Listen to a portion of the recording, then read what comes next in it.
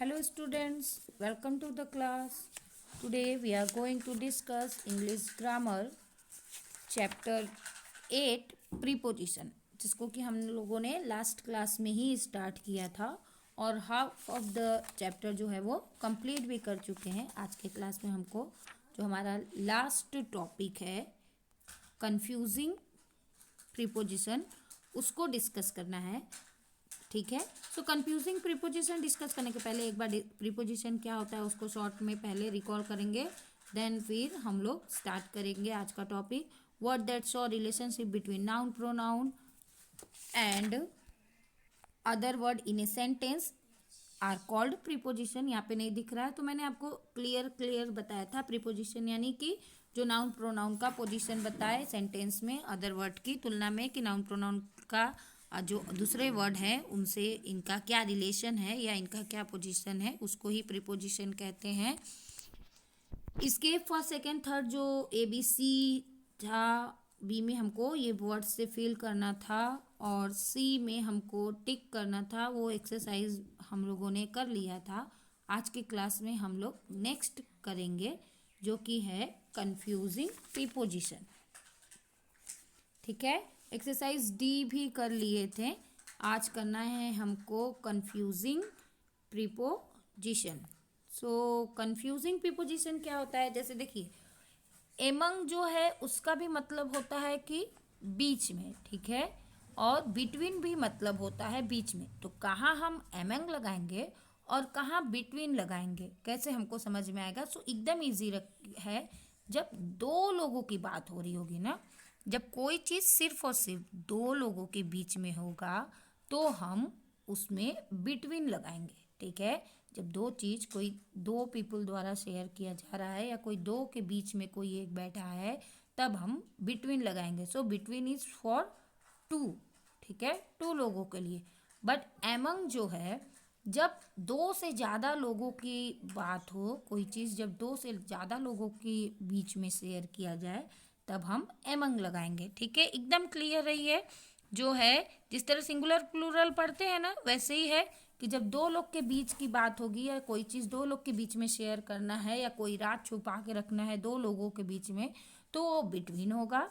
और जब दो से ज़्यादा लोग होंगे और उनके बीच में कोई चीज़ शेयर हो रही है या उनके बीच में कोई बैठा है तो उसको तब हम एमंग लगाएंगे। तो बिटवीन फॉर टू और among for more than to.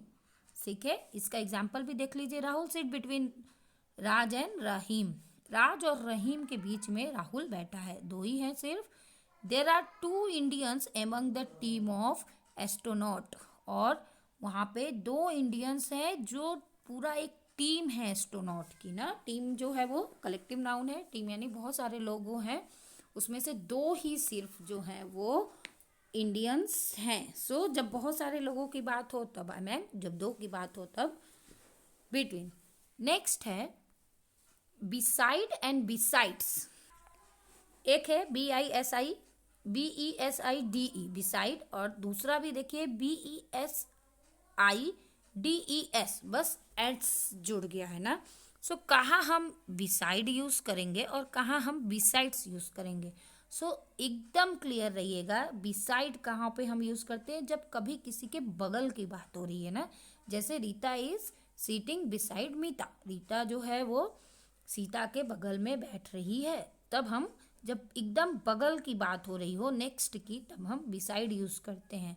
पर बिसाइड्स कहाँ यूज करते हैं, जब हमको एक चीज़ तो चाहिए पर उसके साथ एक और चीज़ जुड़ रहा हो। जैसे I like mango besides bananas, मुझे मैंगो भी पसंद है पर मैंगो के साथ साथ बनाना भी चाहिए, एडिशन हो। जब किसी चीज़ में कुछ और जुड़ा जाए, जोड़ दिया जाए, तब उसको हम बिसाइड्स यूज़ करेंगे। सो सिंपल है, जब बगल की बात की जाए तब बिसाइड, और जब कोई एक चीज़ है पर दूसरा और चीज़ की बात की जाए तब बिसाइड्स। ठीक है, जिस तरह से दो लोगों की बात हो तो बिटवीन, दो से ज़्यादा हो तो एमंग, बगल की बात हो तो वो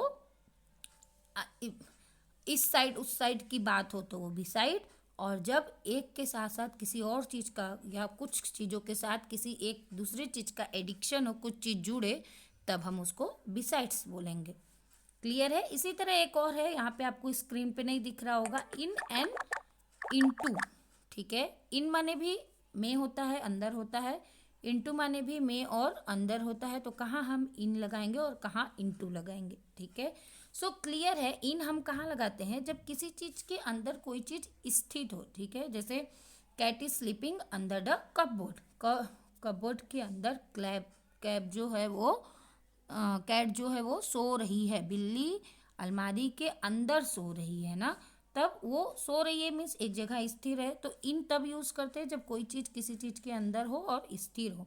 और इनटू कहाँ करते हैं, जब कोई चीज किसी चीज के अंदर हो पर स्थिर ना हो, उसमें मूवमेंट हो, गति हो, यानी कि एक जगह से दूसरी जगह, दूसरी जगह से तीसरी जगह वो चल रहा हो। जैसे हम लोग बोट को बोलते हैं ना, बोट नदी में चल रहा है, लेकिन जब उसके लिए नदी में बोर्ड है तो वो तो ठीक है, नदी में चल रहा है। तो ऐसा नहीं है कि नदी के अंदर है, वो चल रहा है, तब हम क्या लगाएंगे, इनटू। उसमें मूवमेंट हो रहा है, एक जगह से वो दूसरी जगह जा रहा है। तो जब कोई चीज़ किसी चीज़ में हो और स्थिर हो तब हम इन लगाते हैं। और जब कोई चीज़ किसी चीज़ के अंदर हो लेकिन एक जगह से दूसरी जगह चल रहा हो, यानी उसमें मूवमेंट हो, उसमें गति हो, तब हम इनटू लगाते हैं। ठीक है, ये आपका लास्ट टॉपिक था। आई होप आप लोगों को समझ में आ गया हो। इससे रिलेटेड एक्सरसाइज करेंगे तो और भी जो कन्फ्यूजन है वो क्लियर हो जाएगा। 12 एक्सरसाइज है। ठीक है, एक्सरसाइज एफ में 12 सेंटेंस है जिसपे आपको सही पे टिक करना है। तो 4 5 मैं कर दे रही हूँ, बाकी आप करिएगा। The mouse ran into the cupboard. अब देखिए, रैन यानी दौड़ रहा है, दौड़ रहा है, वो अंदर तो है लेकिन गति कर रहा है एक जगह से दूसरी जगह, तो हम क्या लगाएंगे, इनटू द कपबोर्ड। ठीक है। A little girl sad besides me in the park. अब एक लिटिल लड़की बैठी है बिसाइड, मेरे बगल में। ठीक है, पार्क में, क्योंकि यहाँ बगल की बात की जा रही है। Mummy delivered the grapes equally among between Nadar and Ella. Mummy ने एक बराबर डिवाइड कर दिया ऑरेंज को नादर और ईला, यानी कि दो की बात है तो बिटवीन। ठीक है, हम दोनों के बीच में। The desk is among between the door and the end. Desk जो है वो दरवाजा और बेड, सॉरी एंड बोली थी मैं, दरवाजा और बेड के बीच में है, तो यानी दो चीज़ों के बीच में है तो बिटवीन। ठीक है, इसी तरह से आप बाकी के एक्सरसाइज करेंगे। आपका ये चैप्टर कंप्लीट हो गया है। नेक्स्ट डे हम लोग जब एक क्लास करेंगे तो सारे एक्सरसाइज को मैं मैच कराऊंगी। आप दिए गए होमवर्क को करिए और फिर सारे एक्सरसाइज को मैच करिएगा। तब तक के लिए पढ़ते रहिए। Thank you.